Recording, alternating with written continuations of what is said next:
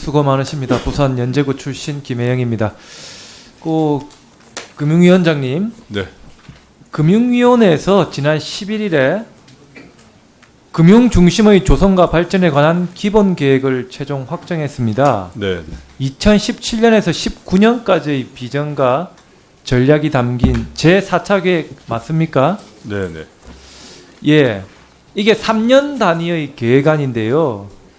지금 2017년부터 이게 시작을 하는 건데 4분기가 돼서야 지금 이렇게 계획안이 확정이 되었습니다. 이게 지금 이번에만 그런 것이 아니라 1차, 2차, 3차 기본계획 확정도 매번 이렇게 네. 항상 그 수립이 늦었는데요. 이렇게 되면은 실질적인 이 이행 기간이 축소되게 됩니다. 네. 좀 대책이 필요할 것 같은데 어떻습니까? 네, 그 부분에 좀 말씀하신 대로 저희가 좀 계속 늦었습니다. 그래서 하여튼 다음번부터라도 연초에 최대한 빠르게 되도록 하겠습니다. 예, 네. 신경을 좀 써주시고요. 그리고 지금 2008년 이후부터 해서 10년째 금융 중심지 정책을 추진하고 있는데요. 우리나라 금융 중심지에 대한 국제적 평가가 계속 지금 하락하고 있습니다. 구체적으로 좀 보면은 국제금융센터 지수 있지 않습니까? GFCI. 네, 네.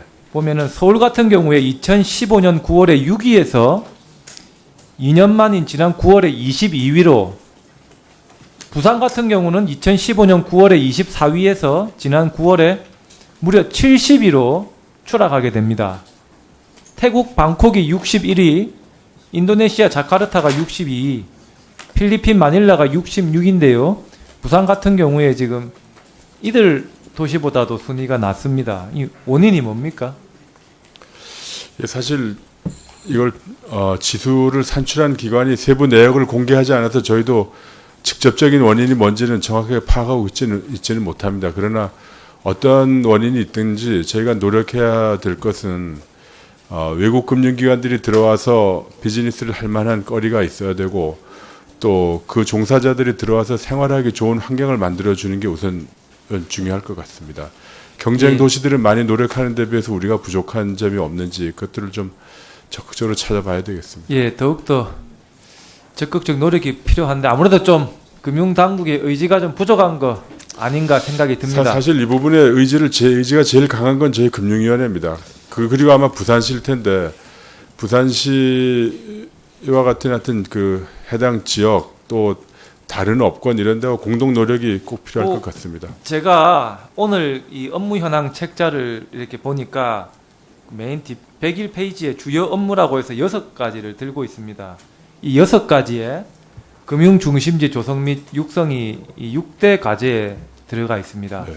이제 그런데 실질적으로 제가 지금 작년부터 정무위원을 하면서 금융 중심지 육성에 대해서는 별로 얘기가 나오는 것을 제가 못 들어본 것 같습니다. 그래서 사실적으로 좀 지금 금융위원회에서 조금 관심을 덜 가지고 있다고 보여집니다. 앞으로 많은 관심을 부탁을 드리고요.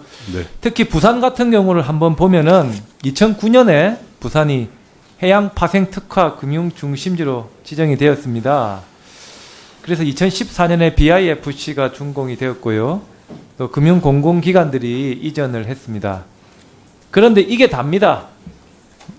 이게 단순히 기관들을 이렇게 직접만 해서 될 것이 아니라 실질적으로 부산을 해양 파생 금융 중심지로 좀 육성할 만한 그런 전략, 또 경쟁력 확보 방안이 필요하다고 보이는데요. 좀 여기에 대한 대책을 한번 말씀해 주시죠. 부산이 위치로 보아서 해양 파생 금융 중심지로 발전하기 위한 인프라 그 여건은 잘 되어 있다고 하고 봅니다. 그리고 거기에 이제 거래소 또 거래소 이전한 지 여러 해 되고, 해양금융센터도 만들어졌고, 또 해양진흥공사도 아마 그쪽에 세워질 가능성이 크고 하고요. 그리고 국제금융연수원도 설립하고 그런 노력은 있는데, 역시 그만한 그 금융 활동이 활발하게 이루어지는 게 중요할 것 같습니다. 그런데 비해서 조선 해운 경기가 이제 많이 침체되고 있는 것도 이 국제금융 중심지로 발달하는데 여러 가지 제약 요인이 되는 것 같습니다. 예, 금융 중심지 육성은 국가의 미래 비전과 직접적인 관련이 있는 부분입니다. 금융위원회에서 조금 더 많이 관심을 가져주시기를 당부드립니다. 다음 네. 질의하겠습니다. 대우조선해양이 지금 산업은행에서 70% 가까이 지분을 가지고 있지 않습니까? 네. 7조 원 이상 공적 자금이 지금 투입되었는데요. 최근에 대우조선해양에서 2011년 대졸 신입사원 채용 시부터 전국 대학을 1군에서 5군으로 서열화를 해서 서류 전형 검토 기준으로 삼은 것 언론 보도 보셨습니까? 그건 제가 못 봤습니다. 예, 이 언론 보도 보시면 나오는데요. 네, 네. 이게 어떤 문제가 있냐면은 기타 대학교, 저 화면 한번 띄워주시죠. 저기 보면은 기타 대학교 5군인데 이렇게 5군으로 분류가 되면은 재무, 회계, 경영관리 같은 사무 분야 서류 전형에서 무조건 탈락하게 되어 있습니다.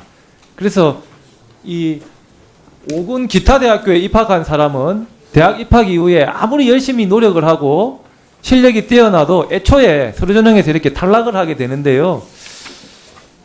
이렇게 대우조선해양에서 이러한 채용 시스템을 가지고 있는 부분 어떻게 생각하십니까? 사실 이 부분 뭐 이런 게 있었다는 걸 지금 의원님 지적받고 처음 알았고 이게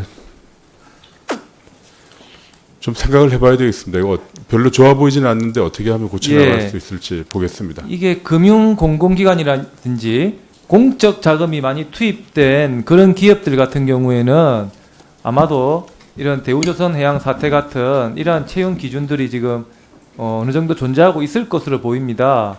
지금 우리 사회의 많은 문제들이 이런 대학 서열화로 인해서 일어나는 문제가 매우 많습니다. 이에 대해서 우리 금융위원회에서도 좀 철저하게 관심을 가져야 됩니다.